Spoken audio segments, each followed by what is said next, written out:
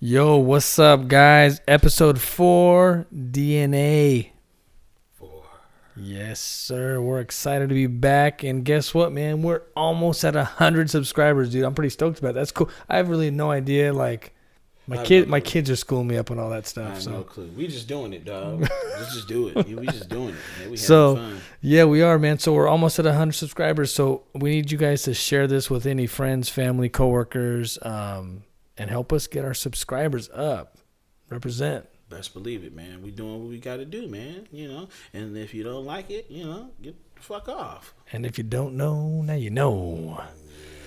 So, Ant, how's your week going, man? Went pretty good, man. Had a tournament this we had a tournament, basketball tournament this weekend. Took first place. That's good. Yeah, man, it was fun. Kids are funny, man. So those that don't know, you know, we coach competitive basketball, AAU team, travel team, and we're a decent team. We're getting better. But yeah, it's fun, dude. Yeah, man. Yeah, this is a good week for me. We took first. My kid's going to state for wrestling, and first year wrestling in high school, man. So it's good for me, man. You know, that's what's up. All good in the hood. In the hood. Yeah, so I'm excited. So our basketball team won. We qualified for the state tournament. So now we're kind of looking to see if we're gonna go to the state tournament and see how we do. It's exciting. Yeah, we got to put some work in there, man. We go. But yeah, that's what we doing. We the two dads out there grinding it out, and that's what we doing, man. Yep. So we're gonna share a little bit today. Episode today we're gonna talk about is breaking the cycle. Breaking the cycle. Yep, just kind of get your perspective. And we had actually Trey Joseph, a young guy that is doing extremely well, who Anthony and I coached in youth sports and basketball since he was like 8, 9, 10 years old, right. All the way up until about high school when he moved.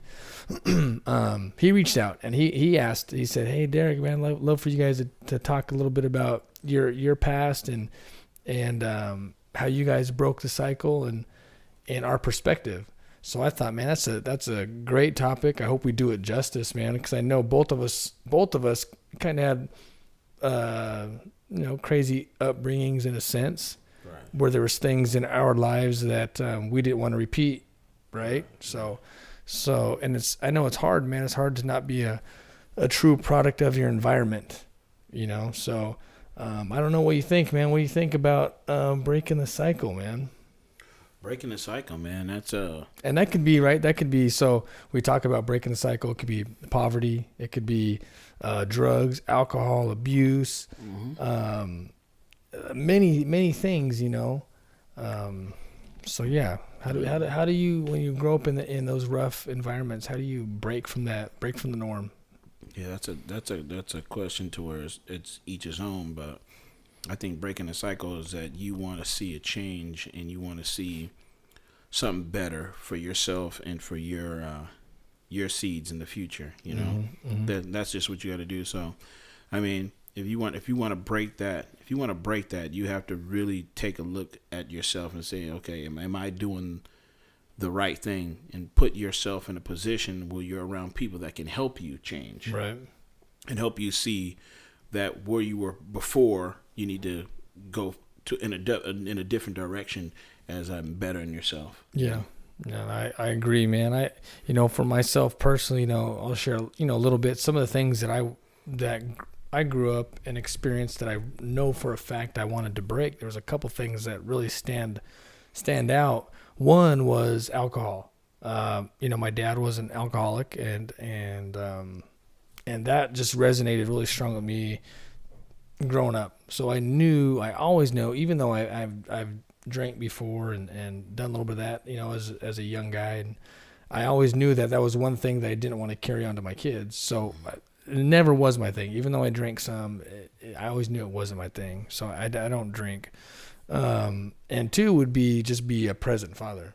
Right. Like I knew that I wanted to be and do all the things for my kids that I didn't have from my dad. Right. So those are two things in my childhood that even though I had a pretty good childhood for the most part, 80s baby, grew up in the 80s, 90s, man. I ran the streets on my bike and in the fields and the dirt and playing football in the streets. So it was good. But those are two things that I definitely had to change. Right. Yeah. What about you, man? Is there anything, Mine's just kind of basically what you would say is I would just be a father in a home, and not just be, a weekend dad. Not saying there's nothing wrong with being a weekend dad, depending on the circumstances of you and the baby mama didn't work it out with not.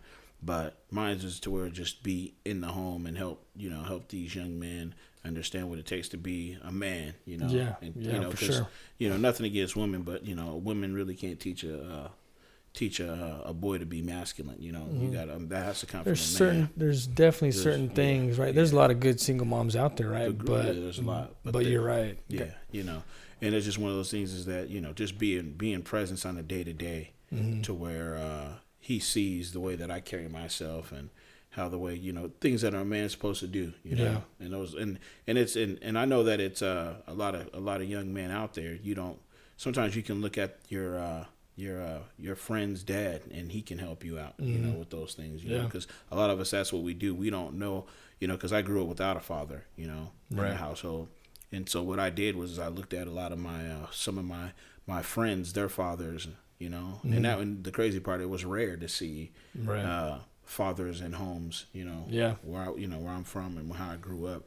But when you seen one, you kind of looked at him, and sometimes you even took his traits and his ways, So it would be the main key for me was just be present be present in the home, and Yeah. So that's huge.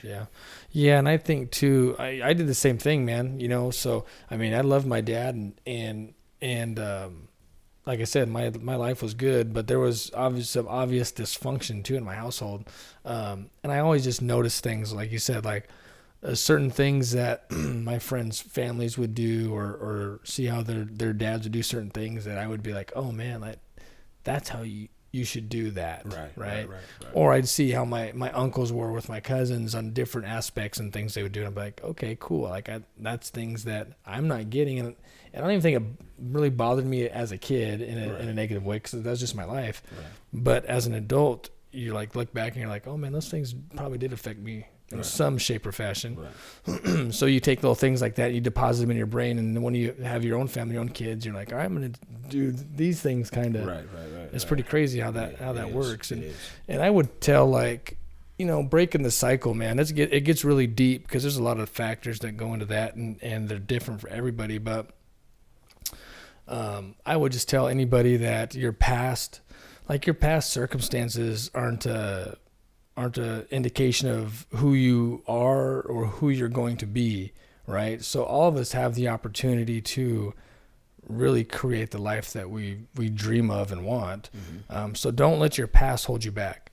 That's one thing, that's not, just because you grew up poor, it doesn't mean you have to be poor, right? Just because you grew up in an abusive household doesn't mean you have to abuse your kids or your wife or whatever.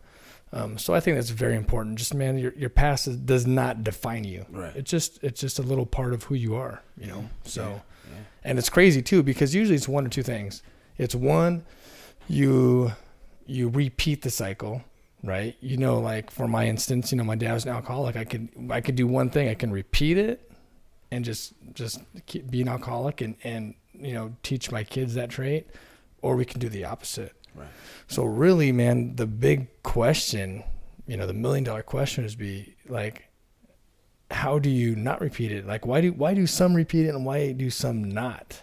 That's the tough thing. Well, I think the reason why it gets repeated is because, and this might sound like a crazy ass question, crazy ass answer, but the thing is that sometimes your kids don't know where you came from.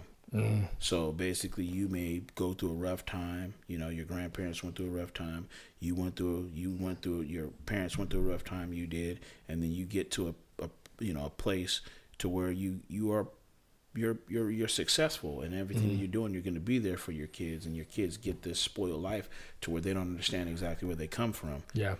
Or where they was at before. So they basically, that cycle goes backwards, because it was like, hey man, you don't understand where we came from. So if you did, you would appreciate where you're at now to be to make those steps to make it. Because every parent wants their kid to have better than them. Yep. That is the dream that we all see. Right. But some kids don't see what grandpa and great grandma, what they did. Yeah. So that's, to me, that's the key. The key is you got to kind of know where you come from to know where you're kind of going, so you don't repeat that cycle. Yeah.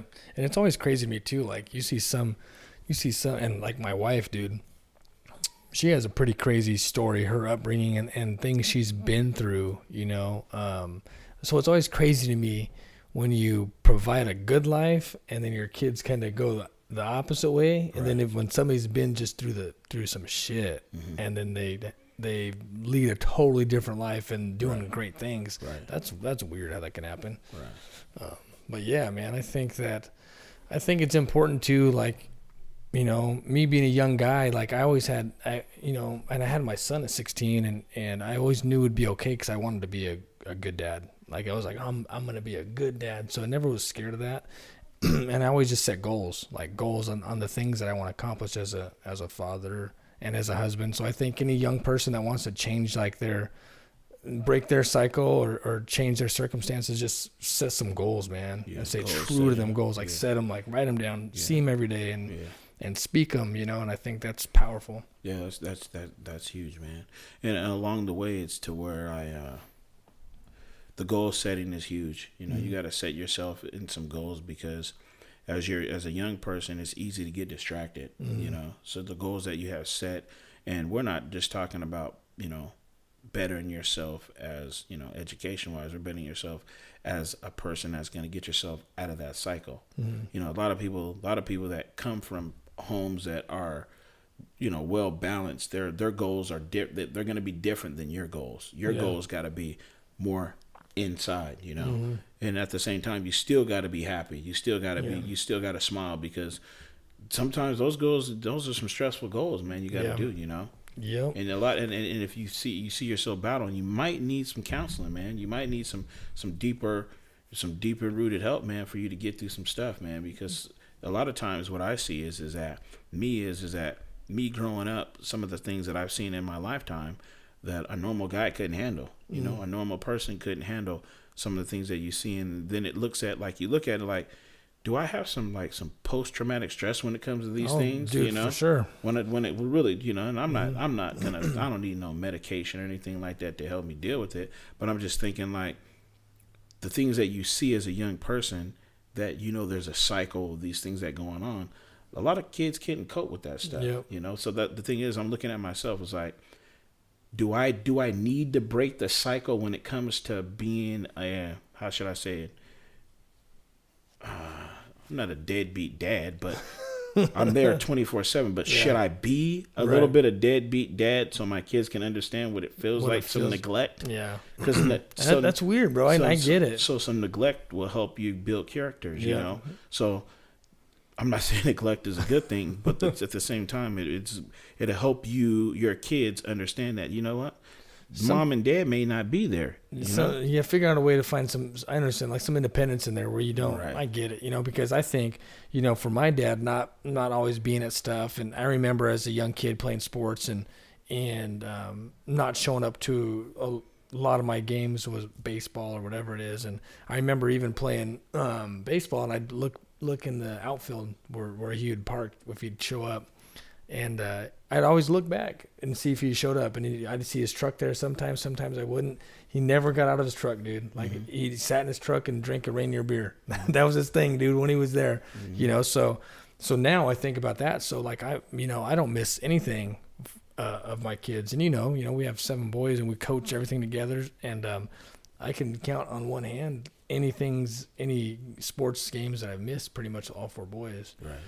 So you kind of, and I get it too, because you can almost be too much, right? And I made sure that my son, his last season of his high school, I just wouldn't go to the games, or I would go to the games. I told him sometimes I was like, I ain't gonna make it, and I would show up and hide and just watch him, just to see how how he was mentally, what I'm saying? Yeah. And just go through the door, watch him, and and see how he handled himself. And it's one of those things where to him, My dad's not here, and it was good, you know. Yeah. It's one of those things as to where I think in some cases neglect might be kind of good. That sounds kind of Right. you know, especially when you you're basically given a good home, you know. Yeah. Like, yeah, and I mean that came out. You know, people might be like, "What the hell is this dude talking No, about?" you know, I wouldn't like. I get what you're saying. You know, so I get it, bro, and it's kind of like 300. You know, like the Yeah. show 300, where they take the kid and when he's 8 years old, they just get the fuck out of here. Yeah. And that kid, they put him out in these conditions, and before you know it, he comes back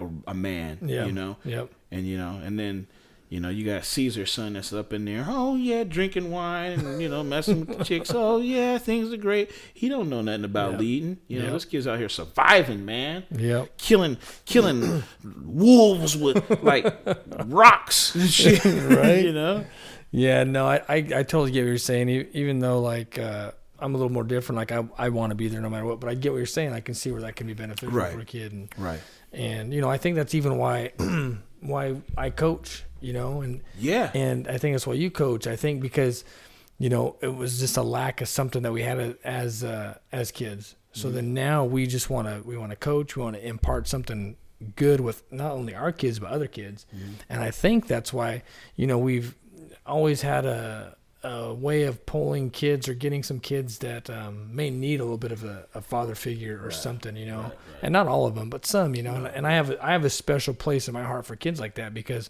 One, I just want them to opportunity, just to have the opportunity, you know. And if I can give them one piece of advice too, that can just be like, they can lean on that for a couple of years or for a year, and be like, that's some crucial stuff that we're allowed to do. And I totally agree. I think that when it comes to part of a cycle, when it comes to in a home, whatnot, your kids go out into sports, whatnot, and I think that.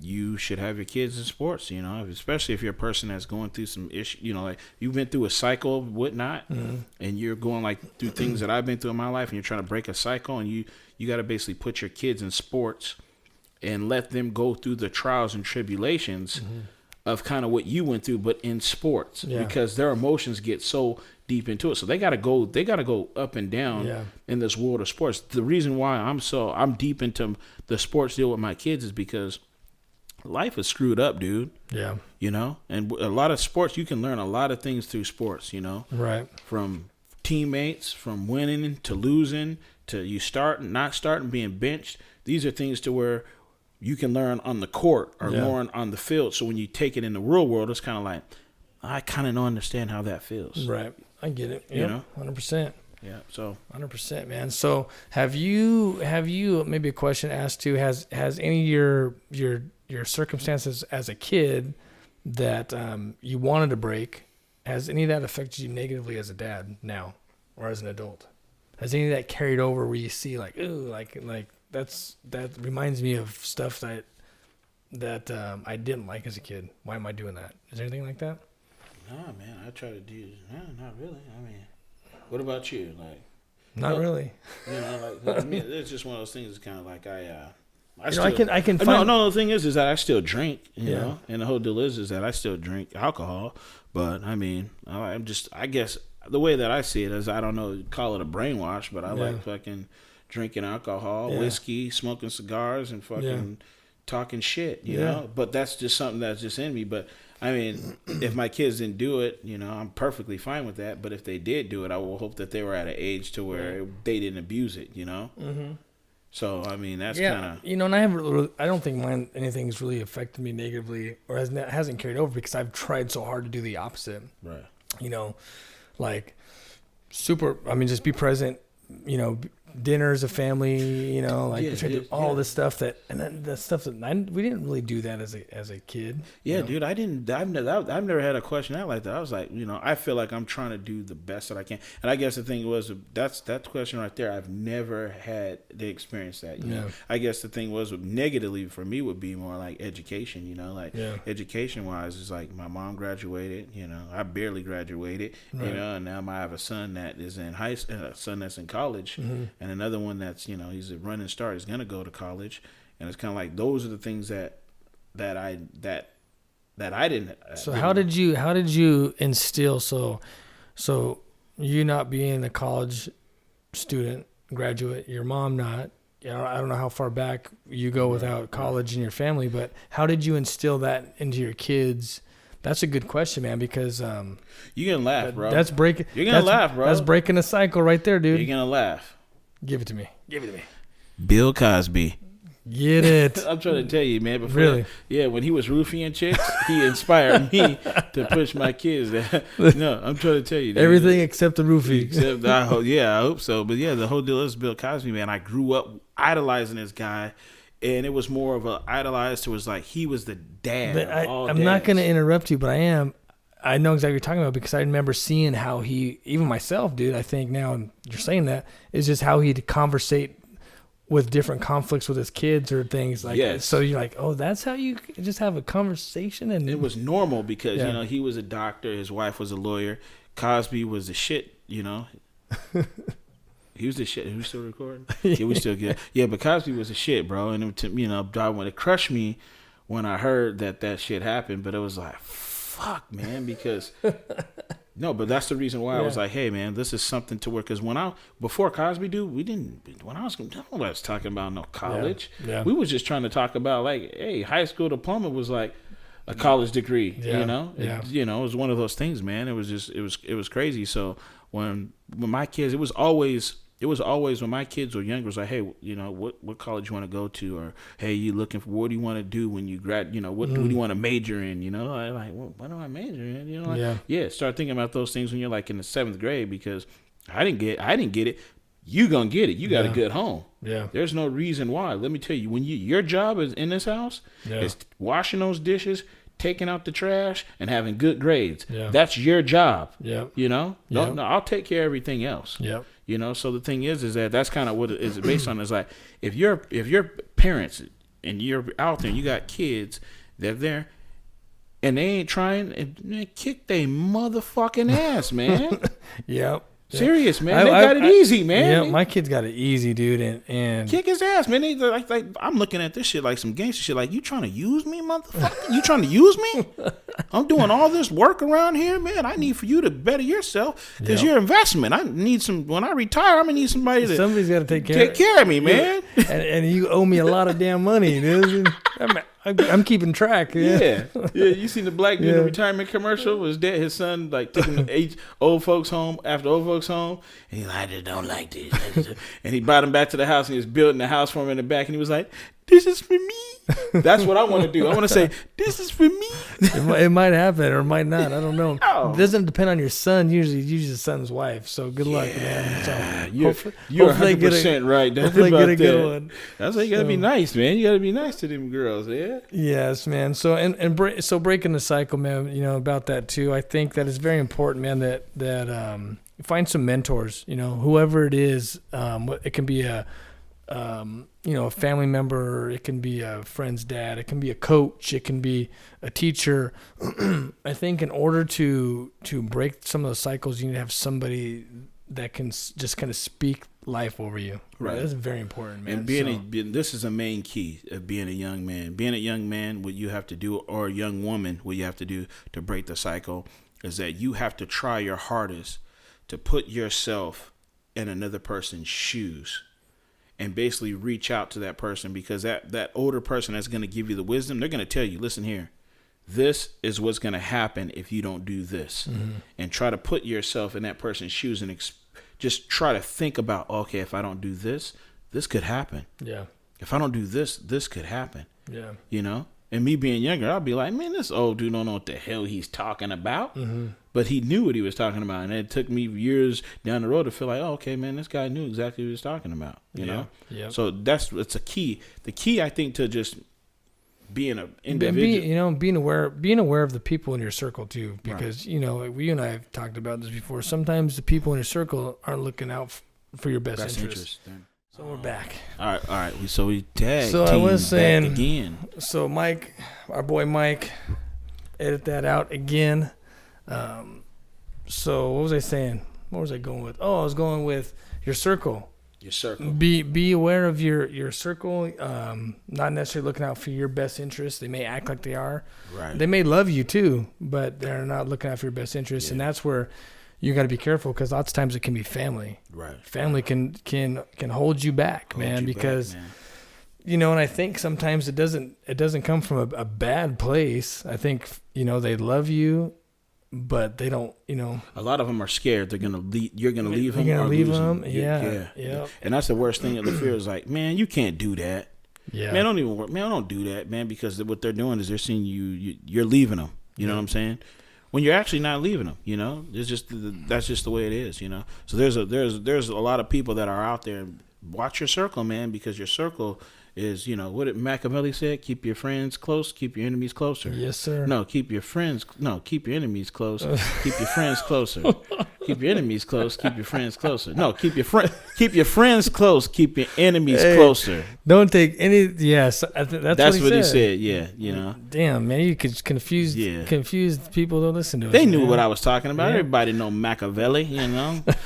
Come with me, Hail Mary. Yeah, but anyways, bro. You know what I think is important, man, that young bucks, man, young guys, young girls, or whoever, man, is just do what's in your heart, man. Like, you know, whatever your heart's telling you to do, man, go for it. You know what I'm saying? Do it. And this is the key to the young kids, the young dudes out there that want to change the cycle, or even if you're an older person that you want to change the cycle, whatnot. If you look at some of those older people, hook up with old people to give you some knowledge. Just pick their brains. Just ask them questions and shut the fuck up and let them talk to you. Yep. Because that's the thing is, when you get young, you be like, you don't know nothing. Yep. Take advice. Hey, you know, and that never changes, bro. That never changes. Right. I know. I was lucky enough to find to get in a business, involved in business at 30 years old, and got a good friend of mine now, and a mentor on a lot of levels, and a spiritual leader and a mentor. Jeremy Cummings, what's up?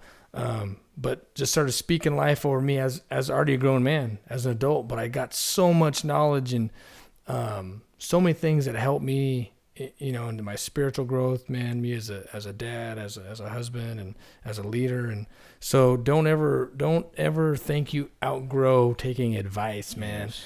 Yeah. And you know, man, people are not gonna be happy for you sometimes. But guess what? You know, it's not your fault you're outgrowing them, right, man? It's not that you think you're better. It's just you're growing, you know, and you know, that's it. Right. You know, they stop growing. And some people stop growing, man, and you got to just keep going, you know. But another thing I want to talk on about the whole cycle, changing the cycle is that I was saying being a father at home. In some cases, and this might sound crazy because I guess I look at everything I guess as a positive deal. Is that to me, some cases I was okay, and I was kind of glad that I didn't have a father in my home as I got older, so I wasn't brainwashed with some of this motherfucker's ideas and shit. So I can come up with my own things, you know. So I can pick the good things out of, you know. And that's the thing is I want my sons to have their own way of thinking, and I don't want them really just say, well, this is how my dad was, so this is the you know. Well, and you hope that you do things, you know, like we've talked about building a foundation, right? We feel like you've built a solid foundation for your boys, and it's one that when the foundation is solid, they just grow off of that, right? You know what I'm saying? Right. So that's what we hope, and I hope I'm doing, is building a solid foundation, and so they can continue to grow. More than you don't have to look back and be like, man, I ain't doing this like my dad. Like, hopefully, even though there's probably some, but it's less, right? And then your kids will do it, and then they should be less for their kids, and so on. You know how it is. You look at and everybody out there, you guys know what I'm talking about, as to where your parents thought that they did everything good, and it was like, mother, you didn't do, what the hell are you talking about, man? I'm not saying you're a shitty parent, but what the hell are you talking about? Like, you sit up there telling stories. Oh, no, motherfucker. You don't know what you talking about. It was crazy as shit in our house. Yeah. You know? Man, I think that's funny, dude. Honestly, because I think about some of the stuff. Like, my kids have no idea. Right. I like some of the shit that, like, went, like, I grew up with or went through or seen. And like I said, my life wasn't bad, you know, but it's 180 from what my kids get. Right. They got two parents home every single night. Right. They got two parents here every day that tell them they love them numerous times a day. Right. Like, man, I didn't ever hear my dad tell me he loved me until, you know, I think I told you this, man. I got shot when I was 16. I was in the hospital. That's the first time I recall my dad saying he loves me. Yeah. And it didn't bother me as a kid. Like, I knew my dad loved me. I knew my mom loved me. But my kids hear it, dude. My 22-year-old son, man, I hang up on the phone. All right, love you, man. Like, it's just the thing we do, right? So you think about just little shit like that. Yeah, that's crazy. It's just so different than... That's cool. That was cool. But, you know, that your dad not telling you love you, man, that's kind of fucked up, you know? But, hey... Yeah, hey, but bro. You hey, know, man. like, Hey, man, I love you, man.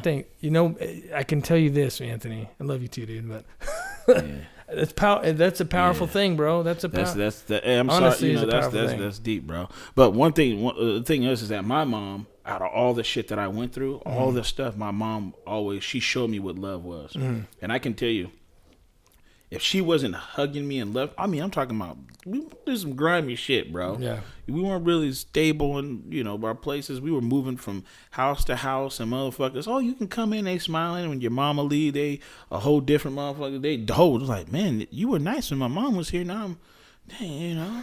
And it wasn't just them. It was everywhere you went. There was a family that was really, there was a family that was good. You know, I don't know if I should put the name there, but they were good. They were good to me when I was younger. But you know, I had a lot of older people in my life. You know, I had four people that are in my life that were older that basically helped me become, I think, the man I am today. And Bill Cosby is the fifth. You know, I mean, I don't give a fuck what he did. It was fucked up what he did, and he's doing his time for it. But for me as an individual, he helped me mentally structure my life. Well, so I really don't give a fuck what you guys say about. That's a whole. Listen, that's a whole different topic, bro. I think that on the real, man, I think that we all take.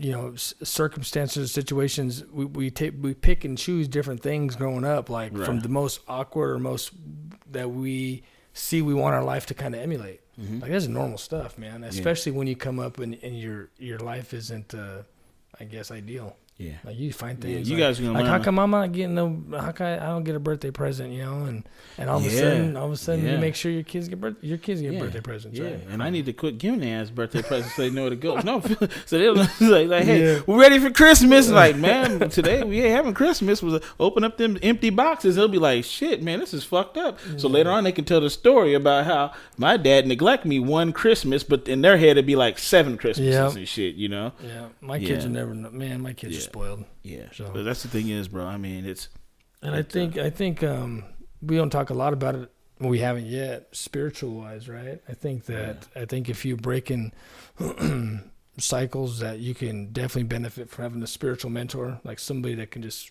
you know, that's deep stuff right there. But I mean, lean on your faith, man. And lean on your faith. Times are good and bad. Like me, I don't believe in none of that shit. I don't believe in God. I don't believe in none of that stuff, man. Get out of my house, man. Man, I don't believe in none of that, man. What is this? No, I'm just fucking around, dude.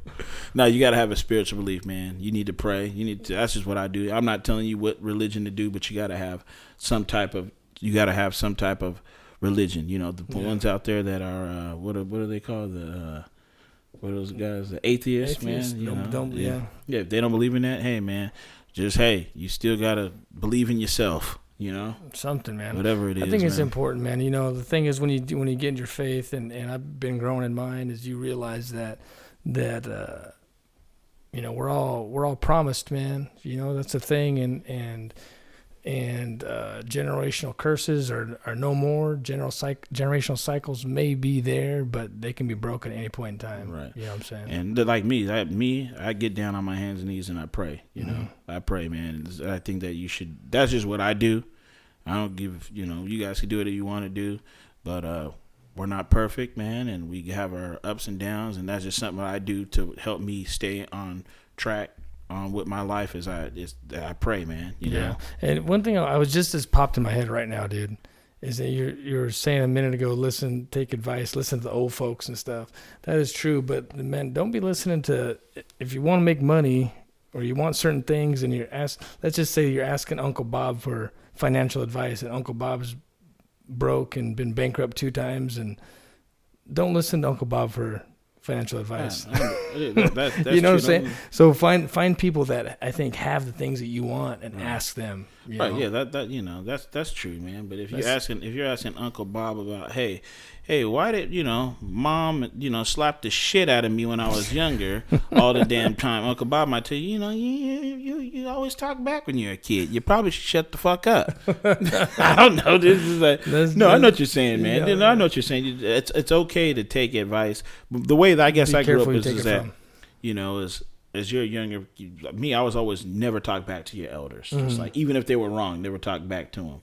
Okay, to me that shit, it kind of worked. I'm respectful still today to older people, even though they're wrong. For sure, with not. But yeah, they're just these. I'm kind of going off the subject of what the fuck we're talking about. So let's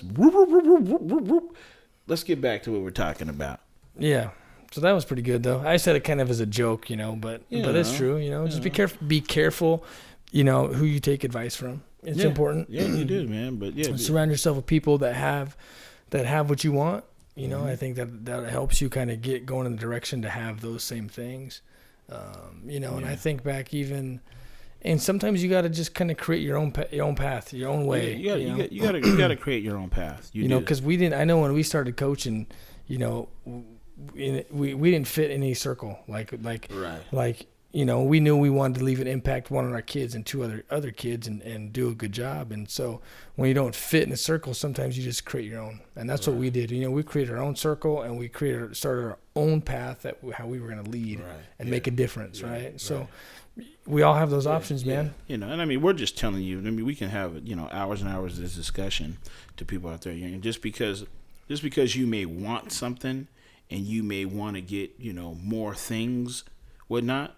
That don't mean shit, because materialistic things don't mean shit. It's basically, what do you see what you're going to get with you and your family for the longevity, And so the whole deal is that I was talking to my mom about my 4-point hug thing that I told you guys about. Hopefully that's something that can live on. I can explain that. The 4-point hug? Yeah. I just made it up, man. I just made the 4-point hug up. The 4-point hug, it would be something to where you would hug a loved one, and then after you left the hug, it was like, man, I felt like I need to hug that person a little bit longer. Mm-hmm. Well, the 4-point hug that I came up with was basically about what I do with my boys, Mm-hmm. I hug my kids, I hug over the top, mm-hmm. I hug underneath, I hug shoulder to shoulder. That's what I did, 4-point hug. And you created that? Wasn't nothing Nobody created that. The 4-point hug is just something that I made up because I felt like I needed to hold my kids a little bit longer, That's deep, dude. That's and that to me is in a nutshell is kind of just what we're talking about, right? Breaking the cycle. That's something that you didn't get as a kid. Right. It's something that you felt obviously at some point that was lacking, and you wanted to provide to your kids. Yeah. And that's really what it is, man. Yeah. And it's a weird thing that I do with my kids, and they're kind of used to it.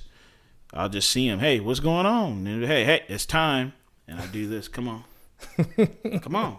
And they already know it's coming, And I hug over the top, but I prefer hugging underneath. I feel like I can embrace. Right.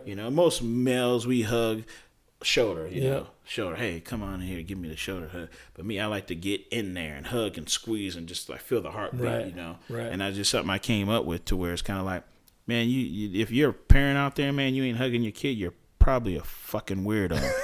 Hug that kid and tell him that you love him. Because if something happens to you or something happens to that kid, are you going to think about it? I should have hugged him more. Yeah, that's hug funny. that fucking kid and kiss that kid and tell that kid that you love him, because that kid's going to be able to take that love because he could be a fake ass hug. Yeah. That kid's going to take that and is going to put it into his kids, would be your grandkids. Mm-hmm.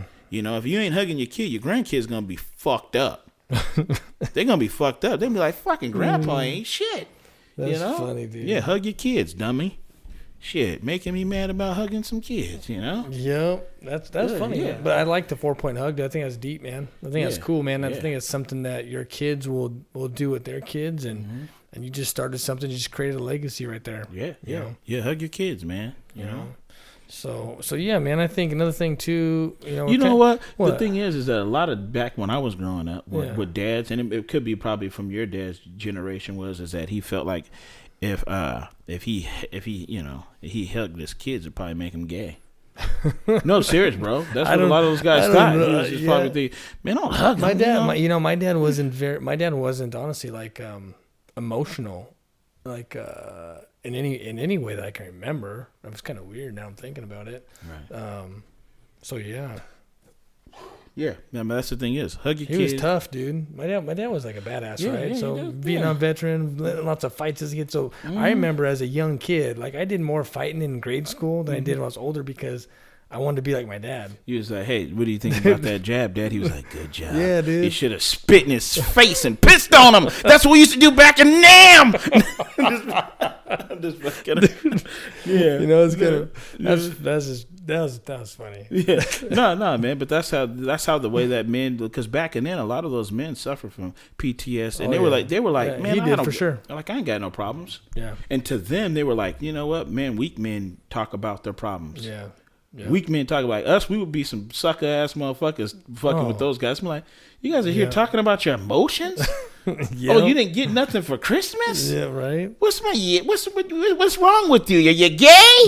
That's the way that they thought, man. Yeah, they were hard. That was the way it was. It was definitely different times, man. But it's funny because and the crazy thing is this: you either gonna emulate that and be that way with your as you're an adult, or you're gonna be the opposite because you felt.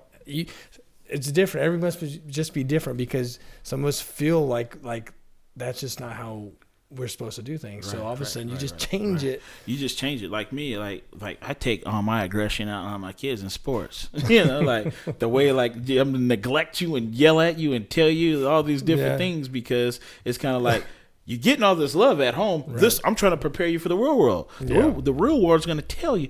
You know, I always fuck up when I say that, huh? The real world. I said real world. Real world. Yeah, nah, man. Get ready for the real deal, mother joker. Let me tell you, you should. So, Ant, let me ask you, man. We're just having fun, right? I know. We're just having fun. I'm laughing. How much time we got, bro? Because man, we're in it, man. We're right, in it. Go for it. So let's just say this. So we're gonna kind of wind down here. If there was 3 things you can give advice to a young man or young girl, about breaking generational cycles, what are the 3 main things you think that they would need to help just change their outcome, break the cycle? I don't know. We can go back and forth on this. Like I said, religion's key to me. I don't care what religion you're in. You gotta have something that's gonna keep you mentally, and you gotta have a frame. Your frame has got to be. This is what my frame is basically. This is me. And the reason why I say frame is because we're all individuals in this world and we're going to die one day. Yep. We're born dying. And so I guess the frame that I am is that if I die tomorrow, the world still goes on. But when I'm alive, the world is mine. That's what I seen on the blimp. You know what I'm saying? That's from a song, in a movie, Scarface. The world is mine on the blimp. But the world is yours, right? Yeah. And so when you're alive, you got to keep your frame. Right. And if anything's outside of that frame, don't fuck with it. Yep. You know what I'm saying? Yep. If anything, basically like your path, your goals, your path, going, whatever on that. If it's not on that road, if it's not anything to help you get to your destination. Yeah. I'm driving, man. I'm on my motherfucking path, man. That's road and shit. I'm not gonna stop and look at that. No, I got to keep it pushing, man. Yeah. And there's gonna be people in your circle that's gonna be out here trying to distract you. Hey, man, come kick it over here, man. We got this over here. Nah, man, I got to stay on my path, man. Yeah. I got to stay on my path, and the main thing is gonna be, I think that. So I would say religion, your faith, and just basically you got to be you got to stay focused with that. Stay focused with that. Yeah. And you may be able to add to that, but I would say you stay focused because focus is the hard part. Because if you're not focused, you may look up 20 years from now and you may not have it. You may not have what you want. And my goals, compared where I'm from, my goals are going to be like this to a lot of other people's goals. Yeah. Because where I came from and what I did was that, but me telling somebody, that's what you got to do. Because as I got older, I kind of drifted off on the road. Oh, what's over there on that dirt road? Let me go look over there. But being a younger person, if you got to, you to me, I think number one is God, regardless. Because I'm talking about everything that I wanted and I prayed for. I got it. And it may be little compared to some people, but and what you got to realize too, it's not on your timing too, it's on God's timing, right? So just because you're praying for it don't mean it ain't coming. Yeah, man. I'm trying to tell you, it's real talk, bro. I mean, I don't even go to church. Yeah. You go to church every weekend, dude. I ain't been to church for a long time. I don't like. You're gonna go. I just don't trust pastors and deacons and shit like that. But they're pretty sure they're good people. But I look at them like, what's this motherfucker's up to something, But that's just. That's funny. All said and done, bro. Just but stay focused. So those are the three. I mean, do you got anything that for me, if I would give somebody advice, I would say one, find God first, right? I believe that too. Faith, right? Mm-hmm. Faith and pray a lot, and find yourself a spiritual mentor or spiritual father that can just kind of speak, godly principles over you and pray with you. I think it's important, man. It's power in that. I think 2 is just to surround yourself with people that are living the life or going in the direction you want to go. Like, find those people, whether it's in business and finances or family and faith. If you get around people that have what you want or go in that direction, you naturally are going to attract those things over time. So just do that. And I say 3, it's I guess a toss between always have goals, continue to set just goals to better your life, and make sure you have people that are going to hold you accountable. Right. I think that's it, man. I'm with that, man. I think that.